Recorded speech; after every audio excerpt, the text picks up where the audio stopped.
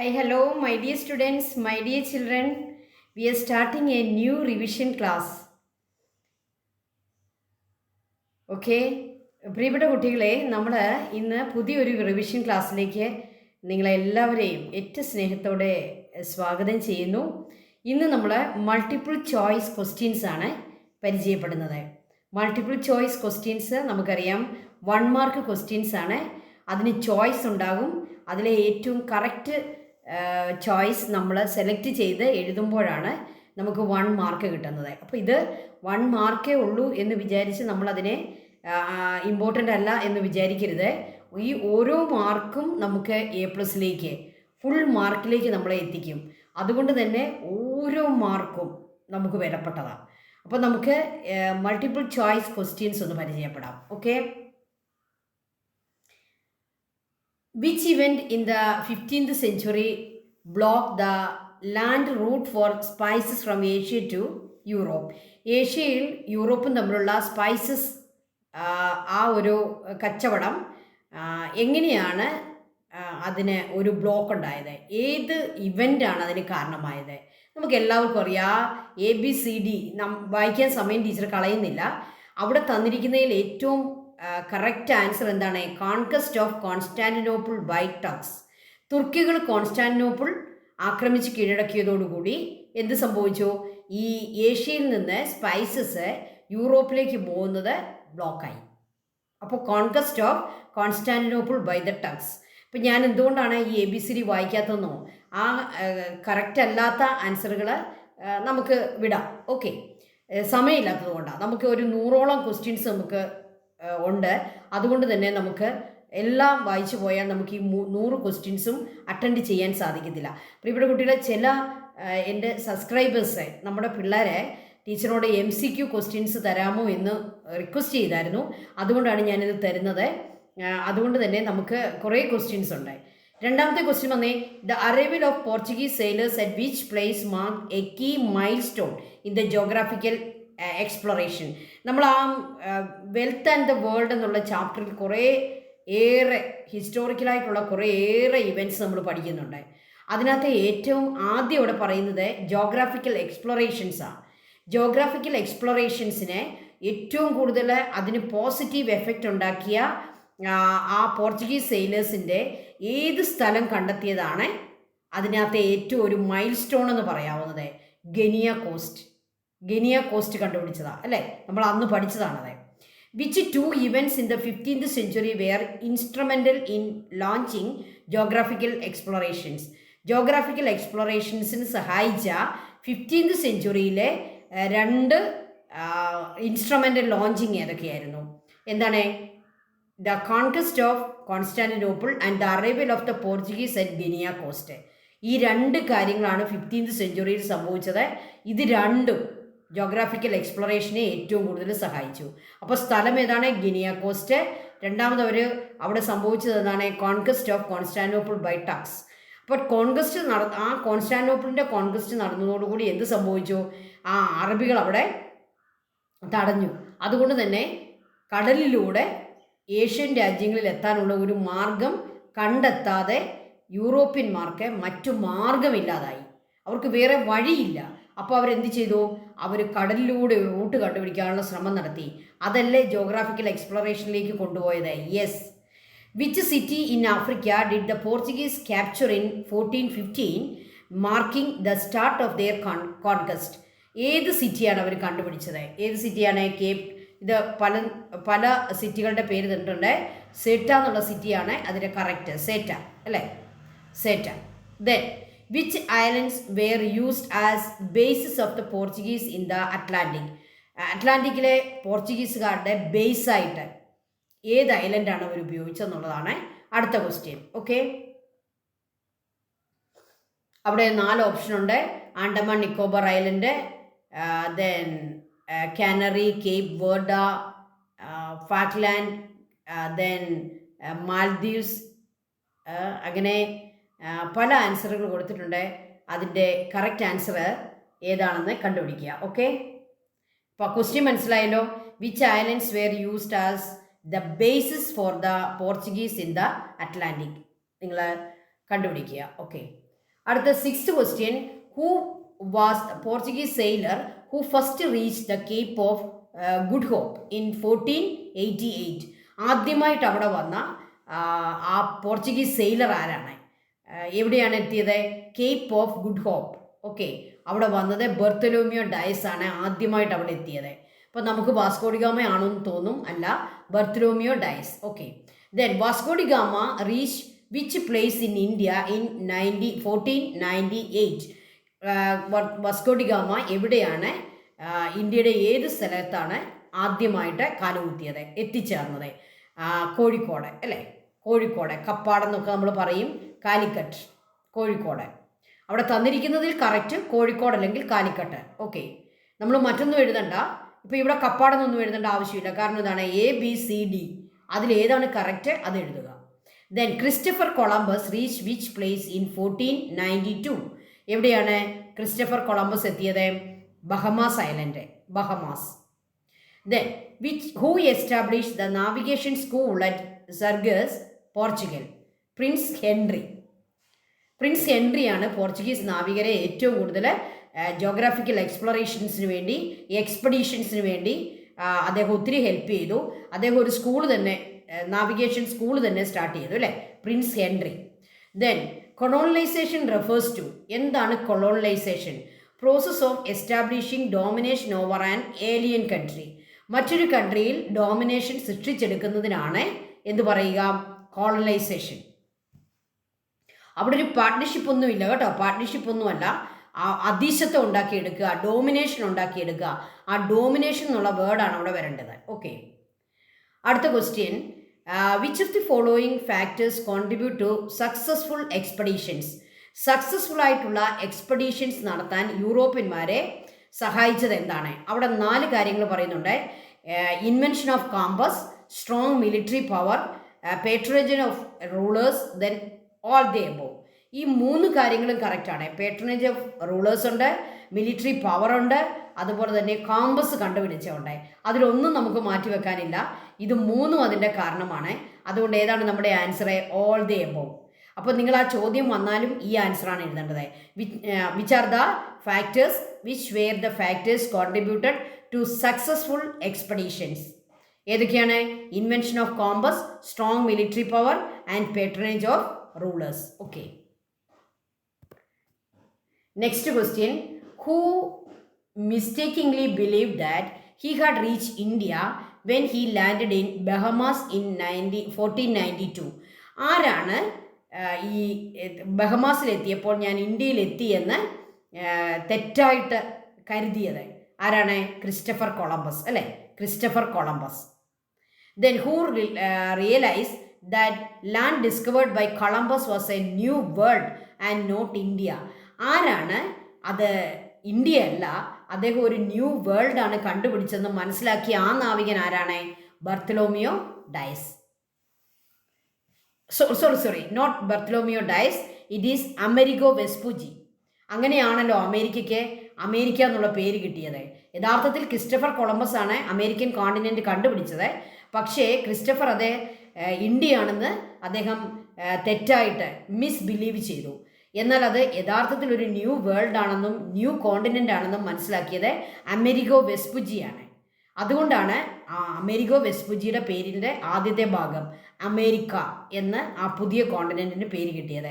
അപ്പം ടീച്ചർ തെറ്റായിട്ടാണ് ആദ്യം പറഞ്ഞത്, ഇതാണ് കറക്റ്റ്. ആരാണതൊരു പുതിയ വേൾഡാന്ന് കണ്ടുപിടിച്ചത്? Amerigo Vespucci. Okay, the name America was first given by, ആരാണ് അമേരിക്ക എന്ന പേര് ആദ്യമായിട്ട് കൊടുത്തത്?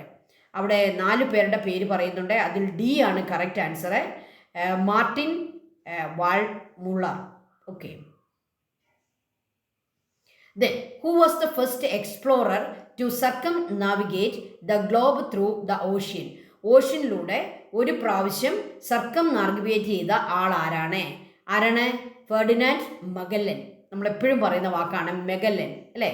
മഗല്ലനാണ് ഒരു പ്രാവശ്യം സർക്കം നാവിഗേറ്റ് ചെയ്ത ആൾ. ഫസ്റ്റ് ദെൻ നെക്സ്റ്റ് ക്വസ്റ്റ്യൻ കബ്രാളിനെ പറ്റിയാണ്. Cabral is associated with the discovery of, Cabral ഏത് സ്ഥലത്തിൻ്റെ ഡിസ്കവറിയുമായിട്ട് കണക്റ്റഡ് ആണ്? ബ്രസീൽ. അപ്പോൾ കബ്രാളും ബ്രസീലും. Then which trade system connect Europe, Africa and America? യൂറോപ്പിനെയും ആഫ്രിക്കയെയും അമേരിക്കയെയും കണക്ട് ചെയ്യുന്ന ആ ട്രേഡ് സിസ്റ്റം ഏതാണ്? സിൽക്ക് റൂട്ടാണോ, മെഡിറ്ററേനിയൻ ട്രേഡ് ആണോ, ട്രയാങ്കുലർ ട്രേഡ് ആണോ, ഇന്ത്യൻ ഓഷ്യൻ ട്രേഡ് ആണോ? അതിൻ്റെ answer triangular trade. Triangular trade ആരൊക്കെ തമ്മിലാണ്? യൂറോപ്പും ആഫ്രിക്കയും അമേരിക്കയും. യൂറോപ്പ്, ആഫ്രിക്ക, അമേരിക്ക, അതാണ് triangular trade. Okay. The next question, the American region once controlled by Spain and Portugal later came to be known as. സ്പെയിനും പോർച്ചുഗലും കൺട്രോളിൽ വെച്ചിരുന്ന അമേരിക്കയുടെ സ്ഥലങ്ങൾ, അമേരിക്കൻ കോണ്ടിനെൻറ്റിലെ സ്ഥലങ്ങൾ പിന്നീട് ഏത് പേരിൽ അറിയപ്പെട്ടു? അതാണ് ലാറ്റിൻ അമേരിക്ക. മനസ്സിലായോ? അപ്പോൾ പല കുട്ടികളും ഈ ലാറ്റിൻ അമേരിക്ക എന്ന് പറയുന്നത് നോർത്ത് അമേരിക്കയും സൗത്ത് അമേരിക്കയും കഴിഞ്ഞ് പിന്നെ മൂന്നാമതൊരു അമേരിക്കയാണെന്നാണ് വിചാരിക്കുന്നത്. അല്ല, മൂന്നാമത്തെ ഒരു അമേരിക്കയൊന്നുമല്ല, 2 അമേരിക്കയേ ഉള്ളൂ. ഒന്ന് നോർത്ത് അമേരിക്ക, രണ്ടാമത്തേത് സൗത്ത് അമേരിക്ക. പിന്നെ എവിടുന്ന് വന്നു ഈ ലാറ്റിൻ അമേരിക്ക? സ്പെയിനും പോർച്ചുഗലും ഒരു കാലത്ത് കൈവശം വെച്ചിരുന്ന അമേരിക്കയുടെ പ്രദേശങ്ങളെ പിന്നീട് അറിയപ്പെട്ട പേരാണ് ലാറ്റിൻ അമേരിക്ക. മനസ്സിലായല്ലോ? Which country establish colonies in Brazil? ബ്രസീലിൽ കോളനി ഉണ്ടാക്കിയ കൺട്രി ഏതാണ്? പോർച്ചുഗലാണ് ബ്രസീലിൽ കോളനി ഉണ്ടാക്കിയത്. Okay. Which country had colonisation in north America and Caribbean? കരീബിയനിലും നോർത്ത് അമേരിക്കയിലും കോളനി ഉണ്ടാക്കിയ കൺട്രി ഏതാണ്? France. Which among the following was a colony of Spain? തന്നിരിക്കുന്നതിൽ ABCDയിലെ സ്പെയിനിൻ്റെ കോളനി ഏതായിരുന്നു? ബാക്കിയൊന്നും സ്പെയിനിൻ്റെ അല്ല, പോർച്ചുഗലിൻ്റെ ഒക്കെ കോളനികൾ അവിടെ തന്നിരിക്കുന്നത്. അവിടെ സ്പെയിനിൻ്റെ കോളനിയായിട്ട് നമുക്ക് തന്നിരിക്കുന്നത് ഫിലിപ്പീൻസ് ആണ്. Philippines. Okay. According to the mercantilism, the wealth of a nation was measured by. Mercantilism അനുസരിച്ച്, നമ്മൾ മെർക്കൻറ്റിലിസം പഠിച്ചതാണ് അല്ലേ? മെർക്കൻറ്റിലിസം അനുസരിച്ച് ഒരു രാജ്യത്തിൻ്റെ ഒരു വെൽത്ത് എന്ന് പറയുന്നത് എങ്ങനെയാണ് മെഷർ ചെയ്യുന്നത്? The amount of gold and silver it possessed. കണ്ടോ, മെർക്കൻറ്റിലിസം അനുസരിച്ച് ഒരു രാജ്യത്തിൻ്റെ വെൽത്ത് എന്ന് പറയുന്നത് ഗോൾഡും സിൽവറും അവരെത്രമാത്രം പൊസസ് ചെയ്യുന്നു, അതാണ് അവരുടെ വെൽത്തായിട്ട് കണക്കാക്കുന്നത്. ഓക്കെ. അടുത്തത്, which was the main aim of mercantilist policy? മെർക്കൻറ്റിലിസത്തിൻ്റെ മെയിൻ എയിം എന്തായിരുന്നു? Amassing wealth through trade and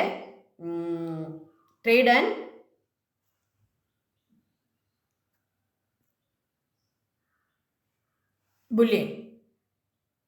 അപ്പോൾ ട്രേഡിലൂടെ, മെർക്കൻറ്റിലിസം എന്ന വാക്ക് തന്നെ എന്താണ് ഉദ്ദേശിക്കുന്നത്? മെർക്കൻറ്റിലിസം എന്ന് പറഞ്ഞാൽ എന്ത്? അത് മെർച്ചൻസ് എന്നുള്ള വാക്കിൽ നിന്നാണ് വരുന്നത്. മെർച്ചൻസിന് അല്ലെങ്കിൽ ട്രേഡേഴ്സിന് ഏറ്റവും അനുകൂലമായ നിയമങ്ങളെയാണ് നമ്മൾ ഈ മെർക്കൻറ്റിലിസം എന്ന് പറയുക. അപ്പോൾ മെർക്കൻറ്റിലിസത്തിൻ്റെ മെയിൻ എയിം എന്ന് പറയുന്നത് 4 തന്നിട്ടുണ്ട്. എക്സ്പാൻഷൻ ഓഫ് ഡെമോക്രസി, അതല്ല. Amassing of wealth through trade and bullion, അത് കറക്റ്റാണ്. ട്രേഡിലൂടെ പണം ഉണ്ടാക്കുക. എസ്റ്റാബ്ലിഷിങ് പീസ് ബിറ്റ്വീൻ നേഷൻസ്, അതല്ല. ദെൻ എൻകറേജിങ് ഫ്രീ ട്രേഡ്, അതുമല്ല. ട്രേഡിലൂടെ കാശുണ്ടാക്കുക, പണം ഉണ്ടാക്കുക, അത് തന്നെയാണ് മെർക്കൻറ്റിലിസത്തിൻ്റെ മെയിനായിട്ടുള്ള aim. Okay. Next question, the term bullion refer to. എന്താണ് ഈ ബുള്ളിയൻ എന്ന് പറഞ്ഞാൽ? Silver and gold collected as wealth. Bullion trade എന്നൊക്കെ പറഞ്ഞാൽ അതിൻ്റെ അർത്ഥം സിൽവറും ഗോൾഡും കളക്ട് ചെയ്യുക. അതാണ് അവർ സമ്പത്തിൻ്റെ പൊസഷൻ ഓഫ് വെൽത്ത് എന്ന് പറയുന്ന അവർ ഉദ്ദേശിക്കുന്നത് സിൽവർ ആൻഡ് ഗോൾഡ്. അപ്പോൾ സിൽവറും ഗോൾഡും കഴിയുന്നിടത്തോളം കളക്ട് ചെയ്തു സ്വന്തം രാജ്യത്തേക്ക് കൊണ്ടുപോവുക, ട്രേഡിലൂടെ കാശുണ്ടാക്കുക. അപ്പോൾ ബുള്ളിയൻ എന്നുള്ള വാക്കിൻ്റെ അർത്ഥം സിൽവറും ഗോൾഡും കളക്ട് ചെയ്യുക എന്ന് തന്നെയാണ്. ബുള്ളിയൻ ട്രേഡ് എന്നൊക്കെ നമ്മൾ പറയാറുണ്ട് അല്ലേ? ആ വാക്ക് നമ്മൾ ഉപയോഗിക്കാറുള്ളതാണ്, ഇപ്പോഴും ഉപയോഗിക്കാറുള്ളതാണ്. A key characteristics of mercantilism was. എന്താണ് മെർക്കൻറ്റിലിസത്തിൻ്റെ കീ ക്യാരക്ടറിസ്റ്റിക്? അതിൻ്റെ താക്കോലെന്ന് പറയാവുന്ന അതിൻ്റെ ഏറ്റവും മോസ്റ്റ് ഇമ്പോർട്ടൻറ്റ് ക്യാരക്ടറിസ്റ്റിക്സ് എന്താണ്? Reducing import and increasing export. Import കുറയ്ക്കുക, എക്സ്പോർട്ട് കൂട്ടുക. അതാണ് എല്ലാ രാജ്യങ്ങളും ചെയ്യേണ്ടത്. ഇമ്പോർട്ട് കഴിവതും കുറയ്ക്കണം, എക്സ്പോർട്ട് കൂട്ടണം. എക്സ്പോർട്ട് കൂട്ടിയാൽ നമുക്ക് എന്ത് കിട്ടും? ഫോറിൻ മണി കിട്ടും അല്ലേ? അതാണ് നമ്മുടെ വെൽത്ത് എന്ന് പറയുന്നത്. ഇമ്പോർട്ട് കൂട്ടിയാൽ എന്ത് സംഭവിക്കും? നമ്മുടെ സ്വന്തം പണം മറ്റു രാജ്യങ്ങളിലേക്ക് ഒഴുകിപ്പോകും. അപ്പോൾ ഇമ്പോർട്ട് കുറയ്ക്കണം, എക്സ്പോർട്ട് കൂട്ടണം. അതാണ് മെർക്കൻറ്റിലിസത്തിൻ്റെ main key characteristics. The primary aim of Portuguese colonial policy was. പോർച്ചുഗീസുകാരുടെ കൊളോണിയൽ പോളിസിയുടെ പ്രൈമറി എയിം എന്തായിരുന്നു? Break the Asian spice trade monopoly of the Arabs. അറബികളുടെ ഏഷ്യയിൽ നിന്നുള്ള സ്പൈസസിൻ്റെ ട്രേഡ്, അതിന് മൊണോപ്പൊളി അവർക്കായിരുന്നു അല്ലേ. അവർ കോൺസ്റ്റാന്റിനോപ്പിൾ കൈയടക്കിയതോടുകൂടി അവർ അത് കൈയടക്കി വെച്ചു. അതിനെ പൊട്ടിക്കുക, അതിനെ ബ്രേക്ക് ചെയ്യുക, സ്പൈസസ് ട്രേഡിൻ്റെ മൊണോപ്പൊളി അറബികളുടെ കയ്യിൽ നിന്നും ബ്രേക്ക് ചെയ്യുക. അതായിരുന്നു ഇവരുടെ ഏറ്റവും പ്രധാനപ്പെട്ട ലക്ഷ്യം. പോർച്ചുഗീസ് കൊളോണിയൽ പോളിസിയുടെ ലക്ഷ്യം അതായിരുന്നു. The Dutch and the English conducted colonial trade through. ഡച്ചും ഇംഗ്ലീഷും കൊളോണിയൽ ട്രേഡ് നടത്തിയത് എങ്ങനെയായിരുന്നു? ജോയിൻറ്റ് സ്റ്റോക്ക് കമ്പനികൾ ഉണ്ടാക്കി. അങ്ങനെ ഉണ്ടാക്കിയ കമ്പനിയല്ലേ ഈസ്റ്റ് ഇന്ത്യ കമ്പനി അല്ലേ. ഈസ്റ്റ് ഇന്ത്യ കമ്പനി അങ്ങനെ ഉണ്ടാക്കിയതാ. അവർ ജോയിൻറ്റ് സ്റ്റോക്ക് കമ്പനികളാണ് ഉണ്ടാക്കിക്കൊണ്ടിരുന്നത്. അങ്ങനെയാണ് അവർ ട്രേഡിലേക്ക് വന്നത്, Dutch and English. Joint stock companies emphasise the importance of share investment and pooled capital. Share, പലരുടെ കയ്യിൽ നിന്നും ഷെയർ ഇട്ട് ഒരു വലിയ ക്യാപിറ്റൽ ഉണ്ടാക്കി ആ ക്യാപിറ്റലുമായിട്ട് മറ്റ് രാജ്യങ്ങളിലേക്ക് കൊളോണിയൽ പോളിസിയുമായി പോവുക. അതാണ് ജോയിൻറ്റ് സ്റ്റോക്ക് കമ്പനികളുടെ ലക്ഷ്യം. The period between 1780 and 1850 A significant in England because. എന്താണ് ഈ 1780 തൊട്ട് 1850 വരെയുള്ള ആ ഒരു കാലത്ത് ഇംഗ്ലീഷുകാരുടെ അവർക്കൊരു സിഗ്നിഫിക്കൻ്റ് സമയമായിരുന്നു. എന്താണ് ആ പീരീഡിൻ്റെ പ്രത്യേകത? Industrial revolution broad changes in production. Industrial revolution വന്നു. 18th സെഞ്ച്വറിയിലാണ് ഇംഗ്ലണ്ടിൽ ഇൻഡസ്ട്രിയൽ റെവല്യൂഷൻ വരുന്നത്. സ്മോൾ സ്കെയിൽ ഹോം ബേസ് ചെയ്തുകൊണ്ടുള്ള പ്രൊഡക്ഷൻ മാറി ലാർജ് സ്കെയിൽ ഫാക്ടറി ബേസ്ഡ് പ്രൊഡക്ഷനിലേക്ക് പോയി കംപ്ലീറ്റ് ഡെവലപ്മെൻ്റ് ഉണ്ടായി. അതാണ് ആ കാലഘട്ടം അല്ലേ, ഇൻഡസ്ട്രിയൽ റെവല്യൂഷൻ. ഓക്കെ, ലോകത്തെ തന്നെ മാറ്റിമറിച്ച, ലോകത്തിൻ്റെ തന്നെ ഡെവലപ്മെൻറ്റിനെ സ്പീഡിയാക്കിയ വലിയൊരു സംഭവമായിരുന്നു ഇൻഡസ്ട്രിയൽ റെവല്യൂഷൻ. അപ്പോൾ ആ ഒരു 1780 തൊട്ട് 1850 വരെയുള്ള കാലമാണ് ഈ industrial revolution. Large scale production, factory system, workers ഒക്കെ എല്ലാം വന്നു. എല്ലാ ഇൻസ്ട്രുമെൻസും കണ്ടുപിടിച്ചു. ലാർജ് സ്കെയിൽ പ്രൊഡക്ഷൻ വന്നു. പട്ടിണി മാറി അല്ലേ, ദാരിദ്ര്യം പോയി, പോവർട്ടി മാറി. ഇനി 30 ക്വസ്റ്റ്യൻ എന്താണ്? Which of the following was key feature of the industrial revolution? Industrial റെവല്യൂഷൻ്റെ കീ ഫീച്ചർ എന്തായിരുന്നു? Production was mechanised. എന്താണ് അതിൻ്റെ അർത്ഥം? പ്രൊഡക്ഷൻ മെഷീൻ ബേസ്ഡ് ആക്കി. കൈകൊണ്ടുള്ള ഹാൻഡ്ലൂം എല്ലാം മാറി, ഹാൻഡ് മെയ്ഡ് എല്ലാം മാറി, എല്ലാം മെഷീൻ മെയ്ഡായി, മെഷീൻ ബേസ്ഡ് ആയി. അതാണ് machine mechanised. And enclosure movement, enclosure movement during the agrarian revolution mean small farms were consolidated into large farms. ഈ ഇൻഡസ്ട്രിയൽ റെവല്യൂഷൻ്റെ കാലത്ത് തന്നെ മറ്റൊരു വലിയ മാറ്റം കൂടി നമുക്ക് കാണാൻ പറ്റാം, അഗ്രേറിയൻ റെവല്യൂഷൻ. ഈ അഗ്രേറിയൻ റെവല്യൂഷൻ്റെ ഏറ്റവും പ്രധാനപ്പെട്ട ഫീച്ചർ നിങ്ങൾ മനസ്സിൽ ഓർത്ത് വെച്ചോ. ചെറിയ ചെറിയ സ്മോൾ പ്ലോട്ടുകളിൽ അഗ്രികൾച്ചർ ചെയ്യുന്നതിന് പകരം അതെല്ലാം കൂടി ചേർത്ത് വലിയ ഫാം ഉണ്ടാക്കി, അങ്ങനെ വലിയ ലാർജ് ഫാം ബേസ്ഡ് അഗ്രികൾച്ചർ തുടങ്ങി. അതാണ് അതിൻ്റെ ഏറ്റവും പ്രധാനപ്പെട്ട സവിശേഷത, അഗ്രേറിയൻ റെവല്യൂഷൻ. അതിൻ്റെ നേട്ടം എന്താണ്? അഗ്രികൾച്ചറൽ പ്രൊഡക്ഷൻ നമുക്ക് ഇൻക്രീസ് ചെയ്യാൻ പറ്റും. ഇസ്രായേലൊക്കെ ഇപ്പം ചെയ്യുന്ന അത് തന്നെയാണ്. അവർ ചെറിയ ചെറിയ പ്ലോട്ട് കൃഷിയല്ല, വലിയ ഫാം ബേസ്ഡ് കൃഷി, അതിനകത്ത് മെഷീൻസ് ഉപയോഗിച്ചുള്ള വലിയ രീതിയിലുള്ള huge production. Okay, what was the major outcome of agrarian revolution in England? ഇംഗ്ലണ്ടിലാണ് അഗ്രേറിയൻ റെവല്യൂഷനും ഇൻഡസ്ട്രിയൽ റെവല്യൂഷനും വന്നത്. ഇതെല്ലാം സ്റ്റാർട്ട് ചെയ്തത് ഇംഗ്ലണ്ടിലാണ്. അപ്പം അഗ്രേറിയൻ റെവല്യൂഷൻ്റെ അതിൻ്റെ പ്രത്യേകത എന്തായിരുന്നു? Increase in food production. Which of the following was the demerit of the industrial revolution? Industrial റെവല്യൂഷന് പല ഡീമെറിറ്റുകളുണ്ട്. അവിടെ തന്നിരിക്കുന്നതിൽ ഏറ്റവും പ്രധാനപ്പെട്ട ഡീമെറിറ്റ് എന്ന് പറയുന്നത്, ബാക്കിയൊന്നും ഡീമെറിറ്റ് അല്ല, long working hours and low wages for women and children. വിമനും ചിൽഡ്രനും ലോങ് വർക്കിംഗ് അവേഴ്സും സ്മോൾ വേജും ആയിരുന്നു. അതാണ് അതിൻ്റെ പ്രധാനപ്പെട്ട ഒരു ഡീമെറിറ്റ്. ഓക്കെ, പൊല്യൂഷനും മറ്റൊത്തിരി ഡീമെറിറ്റുകൾ ഇൻഡസ്ട്രിയൽ റെവല്യൂഷനുണ്ട്. ഇൻഡസ്ട്രിയൽ റെവല്യൂഷനും മെറിറ്റും ഉണ്ട്, ഡീമെറിറ്റും ഉണ്ട്. ഇവിടെ തന്നിരിക്കുന്നതിൽ ഡീമെറിറ്റ് അത് തന്നെയാണ്. The industrial revolution led to urbanisation but also result in rise of slums. അവിടെ തന്നിരിക്കുന്നതിൽ അതാണ് കറക്റ്റ് അല്ലേ, rise of slums. Industrial revolution industrial ഏരിയയിലെല്ലാം നിങ്ങൾ പോയി നോക്കുക. ഇപ്പോഴും ഏറ്റവും പ്രധാനപ്പെട്ട അതിൻ്റെ ഒരു നെഗറ്റീവ് കാര്യമാണ് rise of slums. The Saint Giles slum in London is described as a place of poverty then filth and misery. അതാണ് correct. Poverty, filth and misery. Then, which of the social group faced in the harvest condition during industrialization? Harshest, not harvest, harshest, ഏറ്റവും കഷ്ടപ്പാട് പിടിച്ച community ഏതായിരുന്നു? Labourers, women, children. അവർക്ക് long working hours, small wage, meagre wage, their safety, all these conditions are very, very bad condition, very miserable. Laborers, women and children. Which ideology emerged as a response to the ill effect of industrialization? Socialism. ഈ industrial revolution ഇതുപോലുള്ള ലേബറേഴ്സിനെയും വിമനെയും ചിൽഡ്രനെയും ഒക്കെ വളരെയേറെ കഷ്ടപ്പെടുത്തി. അവിടെ profit ഉണ്ടാക്കിയത് മുഴുവൻ എൻ്റർപ്രണേഴ്സാണ്, factory ഓണേഴ്സാണ്. അങ്ങനെ വലിയ inequality ഉണ്ടായി. ഇതിൻ്റെയൊക്കെ ഫലമായിട്ടുണ്ടായ പുതിയ ഐഡിയോളജിയാണ് സോഷ്യലിസം. സോഷ്യലിസം എന്തിനെ പറ്റിയാണ് സംസാരിക്കുന്നത്? ഇക്വാളിറ്റിയെ പറ്റിയാണ് സംസാരിക്കുന്നത്. The core principle of sociologist ideology, common ownership of means of production, അല്ലേ? നമ്മുടെ കാൾ മാർക്സ് ഒക്കെ മുന്നോട്ട് വെച്ച ഐഡിയോളജി അതെ, common ownership of means of production. തൊഴിലാളി മുതലാളി വേണ്ടെന്നാണ് അവർ പറയുന്നത്. Socialism. Who played a pivotal role in transforming socialism into a practical and scientific ideology? Karl Marx and Federico Engels. അവരെന്താണ് ചെയ്തത്? സോഷ്യലിസത്തെ കുറച്ചുകൂടി അവർ പ്രാക്ടിക്കൽ സയൻറ്റിഫിക് ഐഡിയോളജി ആക്കി മാറ്റി. അതിന് നമ്മൾ കൊടുക്കുന്ന പേരാണ് കമ്മ്യൂണിസം. കമ്മ്യൂണിസ്റ്റ് മാനിഫെസ്റ്റോ അവർ എഴുതി, അല്ലേ? കമ്മ്യൂണിസ്റ്റ് മാനിഫെസ്റ്റോയിലൂടെ അവരതിനെ കൂടുതൽ പ്രാക്ടിക്കലാക്കി മാറ്റി. ആരാണ് ആ രണ്ട് പേരെ? Karl Marx and Federico Engels. Which of the following was A positive impact of the industrial revolution? അവിടെ തന്നിരിക്കുന്നതിൽ ഇൻക്രീസ് ഇൻ പ്രൊഡക്ഷൻ. ഈ ഇൻഡസ്ട്രിയൽ റെവല്യൂഷൻ്റെ മെറിറ്റ്സ് എഴുതുമ്പോൾ ഒന്നാമത് എഴുതുന്നത് increase in production. Increase in production.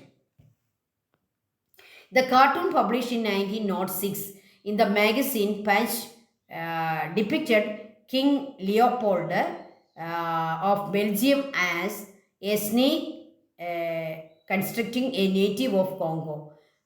ഒരു സ്നേക്കായിട്ടാണ് ആ ലിയോപോൾഡിനെ ആ കാർട്ടൂണിൽ കാണിക്കുന്നത്. ആ കാർട്ടൂൺ നമ്മുടെ പുസ്തകത്തിലുണ്ട്. ഒരു സ്നേക്ക് ഇങ്ങനെ ഒരു എന്താ പറയുന്ന ഒരു വ്യാളി പോലത്തെ ഒരു സ്നേക്കിനെ കാണിക്കുന്നില്ലേ? A snake. ഓക്കെ, അങ്ങനെയാണ് അദ്ദേഹത്തെ കാർട്ടൂണിൽ കാണിച്ചത്, കോങ്കോയെ വിഴുങ്ങുന്ന ഒരു സ്നേക്കായിട്ട്. Okay. Why did Belgium establish a rubber plantation in Congo? To obtain raw material for its industries. ബെൽജിയത്തിലെ റോ മെറ്റീരിയൽ കിട്ടാൻ വേണ്ടി അവരെന്ത് ചെയ്തു? റബ്ബർ പ്ലാന്റേഷൻ കോങ്കോയിൽ തുടങ്ങി. Imperialism can be defined as a practice of establishing political, economic and social control over a region beyond one border. ബോർഡറിലില്ലാത്ത ഒരു സ്ഥലത്ത് പോയി ഇക്കണോമിക്, സോഷ്യൽ, പൊളിറ്റിക്കൽ കൺട്രോളിൽ കൊണ്ടുവരുന്ന ആ ഒരു സിസ്റ്റത്തിന് പറയുന്ന പേരാണ് ഇമ്പീരിയലിസം. ഇനി മലയാളത്തിൽ എന്ത് പറയും? സാമ്രാജ്യത്വം എന്ന് പറയും. Colonies served European nations mainly as source of raw material and market for their manufactured goods. നമ്മൾ എപ്പോഴും പറയുന്ന കാര്യമല്ലേ? കോളനികൾ ഈ യജമാന രാജ്യങ്ങൾക്ക് എന്തായിട്ടാണ് വർത്തിച്ചത്? അവർക്ക് റോ മെറ്റീരിയൽ കളക്ട് ചെയ്യാനുള്ള സ്ഥലം, അതുപോലെ തന്നെ അവരുടെ ഫൈനൽ പ്രോഡക്റ്റുകൾ വിറ്റഴിക്കാനുള്ള മാർക്കറ്റ്. നമ്മളെപ്പോഴും അത് നിങ്ങൾ ചെറിയ ക്ലാസ് തൊട്ട് കേൾക്കുന്ന ഒരു കാര്യം അല്ലേ? Industrial capitalism reduce wages to maximize profit. This created a problem because it reduced the purchasing power of workers. അപ്പം ഈ ഇൻഡസ്ട്രിയലൈസേഷൻ വന്നു കഴിഞ്ഞപ്പോൾ എന്ത് സംഭവിച്ചു? അവർ വേജ് റെഡ്യൂസ് ചെയ്തു. അതിൻ്റെ ഉദ്ദേശം എന്തായിരുന്നു? പ്രോഫിറ്റ് മാക്സിമം ആക്കുക. വേജ് കുറച്ചുകൊണ്ട് പ്രോഫിറ്റ് മാക്സിമം ആക്കി. പ്രോഫിറ്റൊക്കെ മുതലാളിക്ക് കിട്ടി, പക്ഷേ അവിടെ ഒരു കുഴപ്പമുണ്ടായി. എന്താണ് ആ കുഴപ്പം? ലേബറേഴ്സിന് വേജ് ഇല്ല, അവരുടെ കയ്യിൽ ഇൻകം ഇല്ല. അതുകൊണ്ട് എന്ത് സംഭവിച്ചു? അവരുടെ പർച്ചേസിങ് പവർ കുറഞ്ഞു. ആളുകളുടെ പർച്ചേസിങ് പവർ കുറയുമ്പോൾ ഈ ഇൻഡസ്ട്രിയൽ മുതലാളിമാർക്കും പ്രശ്നമാണ്. കാരണം എന്താ? അവരിറക്കുന്ന പ്രോഡക്റ്റ് മേടിക്കണ്ടേ ആളുകളെ? മേടിക്കണമെങ്കിൽ കയ്യിൽ എന്ത് വേണം? ആളുകളുടെ കയ്യിൽ എന്ത് വേണം? കാശ് വേണം. ആളുകളുടെ കയ്യിൽ ഇൻകം വരണമെങ്കിൽ എന്ത് കൊടുക്കണം? അവർക്ക് വേജ് കൊടുക്കണം. അപ്പോൾ ഇതെല്ലാം ഇൻ്റർറിലേറ്റഡാണ് കുട്ടികളെ. അതുകൊണ്ട് തന്നെ വേജ് കുറച്ചാൽ നമുക്ക് വലിയ നേട്ടം ഉണ്ടാകുമെന്ന് ഒരു മുതലാളിയും വിചാരിക്കേണ്ട ആവശ്യമില്ല. കാരണം എന്താണ്? നമ്മൾ സാമ്പത്തികമായിട്ട് ചിന്തിക്കുമ്പോൾ വേജ് കുറയുക എന്ന് പറഞ്ഞാൽ ആളുകളുടെ പർച്ചേസിങ് പവർ കുറയുക എന്നാണ്. അത് ആരെ തന്നെ ആത്യന്തികമായിട്ട് ബാധിക്കും? ഈ മുതലാളി അല്ലെങ്കിൽ ഈ ഫാക്ടറി ഓണറെ തന്നെ ബാധിക്കും. കാരണം എന്താ, അയാളുടെ പ്രോഡക്റ്റുകൾ വിറ്റഴിയത്തില്ല. പ്രോഡക്റ്റ് വിറ്റഴിഞ്ഞാലല്ലേ പ്രോഫിറ്റ് കിട്ടത്തുള്ളൂ. അവിടെയാണ് കുഴപ്പം. ഓക്കെ, അടുത്തത്, which two countries become dominant imperial powers in the later half of the 19th century. 19th സെഞ്ച്വറിയുടെ രണ്ടാം പകുതിയിൽ വലിയ ഇൻഡസ്ട്രിയൽ ഡോമിനൻറ്റ് ഇമ്പീരിയൽ പവേഴ്സായിട്ട് വന്നത് ആരായിരുന്നു? ഇംഗ്ലണ്ടും ഫ്രാൻസും ആയിരുന്നു. നമ്മുടെ സെക്കൻഡ് വേൾഡ് വാറിലേക്കും ഫസ്റ്റ് വേൾഡ് വാറിലേക്കും ഒക്കെ വരുമ്പോൾ നമ്മൾ കാണുന്നത് ഇവർ രണ്ട് രാജ്യങ്ങളാണ്. ഈ ഇംഗ്ലണ്ടും ഫ്രാൻസുമാണ് സ്പെയിനും പോർച്ചുഗലും ഒക്കെ പിന്തള്ളപ്പെട്ടു പോയി. 19th സെഞ്ച്വറിയുടെ സെക്കൻഡ് ഹാഫിലേക്കൊക്കെ വരുമ്പോൾ രണ്ട് രാജ്യങ്ങൾ ഡോമിനേറ്റ് ചെയ്ത് നിന്നത് ഇംഗ്ലണ്ടും ഫ്രാൻസുമാണ്. എന്നാൽ ഫസ്റ്റ് വേൾഡ് വാറും സെക്കൻഡ് വേൾഡ് വാറും തീർന്നു കഴിഞ്ഞപ്പോൾ സെക്കൻഡ് വേൾഡ് വാറിൻ്റെ അവസാനം, അതായത് 1945 കഴിഞ്ഞ് രണ്ട് രാജ്യങ്ങൾ കയറി വന്നു? USSRും USA കയറി വന്നു. അപ്പോൾ അതൊക്കെ ഓർത്തു വെച്ചോണം. ഇപ്പോൾ 19th സെഞ്ച്വറിയുടെ ലേറ്റർ ഹാഫിൽ വന്നത് ഇംഗ്ലണ്ടും ഫ്രാൻസുമാണ്. ഓക്കെ, അടുത്തത് 47 question. Apart from England and France, which countries later emerge as new imperial powers? Germany, Italy, USA, Japan. One major reason for imperialism in the 19th century was, 19th സെഞ്ച്വറിയിലെ ഇമ്പീരിയലിസത്തിൻ്റെ reason എന്തായിരുന്നു? Competition among European powers for raw material and market.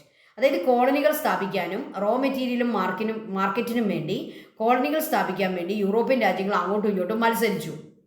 അതാണ് 19th സെഞ്ച്വറിയിലെ ഇമ്പീരിയലിസത്തിൻ്റെ reason. Raw material വേണം, market വേണം.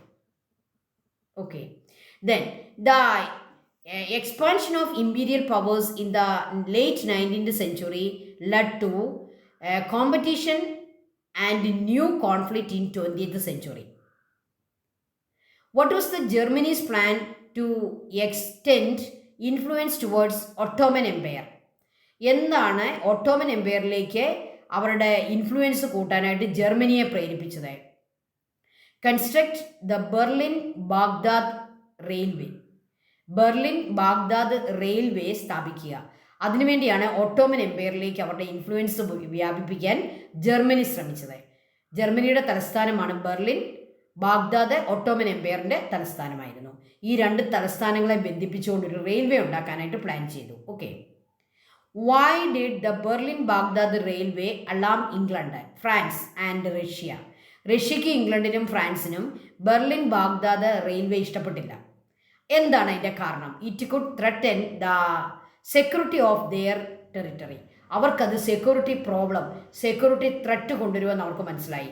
അതുകൊണ്ട് അവർ ബെർലിൻ-ബാഗ്ദാദ് റെയിൽവേ ലൈൻ സ്ഥാപിക്കുന്നതിനെ ഇംഗ്ലണ്ടും ഫ്രാൻസും റഷ്യയും ഒന്നും അനുകൂലിച്ചില്ല, അതിനെ ഇഷ്ടപ്പെട്ടില്ല. Okay, extreme nationalism is often related to racism.